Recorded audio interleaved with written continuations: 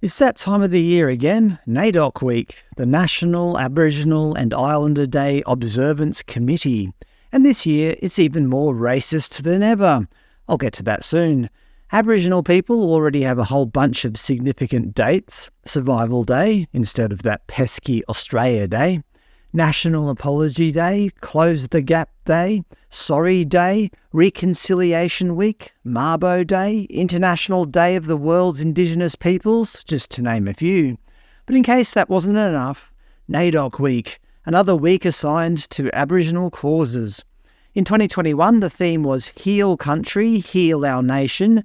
Remember, the only way to heal country was to get the prescribed medication, as dictated by the Australian government. Adam Goodes did it. I did it for my mob. Remember, it was the act of love needed to support the survival of Aboriginal people. NAIDOC 2022, get up, stand up, show up. Okay, a call to action sounds somewhat reasonable. In 2023, for our elders. Again, that sounds okay. But this year's theme is Keep the Fire Burning, Black, Loud and Proud. Black, loud and proud? How is that not racist? If we changed it to say white, loud and proud, imagine the uproar, and rightfully so. As they intentionally spelt black wrong, I better spell white wrong, just to keep with the I can't spell grammatical theme. If this sort of thing ever happened, you can bet the ABC would be publishing articles about the far right taking over Australia. But because they're Aboriginal, we're just going to give them a pass here and let them openly be racist? But it gets worse. On the ABC, they published this article. This year's NAIDOC Week theme is Black, Loud and Proud. Here's what it means. With, of course, the obligatory photo of Cathy Freeman winning gold at the Sydney 2000 Olympics. That's funny, that was almost 24 years ago. It would be like us honouring Simon Fairweather every year. Who's Simon Fairweather? He's one of the world's best archers. He also won gold at the Sydney Olympics, but we rarely hear anything about him. Cathy Freeman, on the other hand, is constantly being brought up every year because she is, well, you know why. Anyway, in the article, they quote a lady by the name of Maddie Norris, who seems to be a very unifying voice during NAIDOC Week. Black, loud and proud. I'm proud to be a black fella. I'm not proud to be Australian. Perhaps I was very wrong about her being a unifying voice. In her words, Australia is just a bad place. She continues, I'm not proud of how Australia and the Australian government continue to treat First Nations people and communities.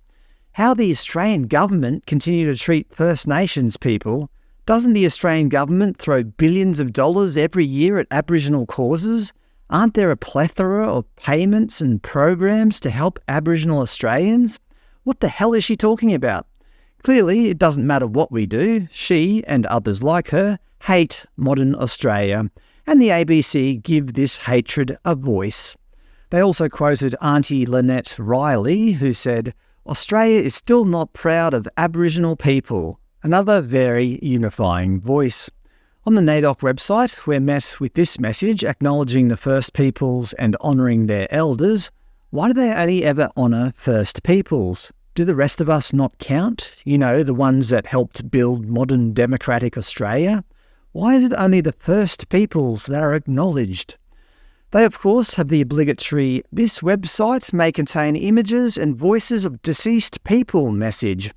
My question, if this is a website for Aboriginal people, why would you put photos and voices of deceased people on there? If you know that's offensive to some of your people, why do it? It just seems all so stupid if you ask me.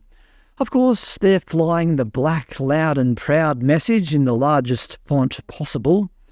You can also download their supporting NAIDOC toolkit, which is completely not racist, such as make a purchase from a black business. Make sure profits go to First Nations makers.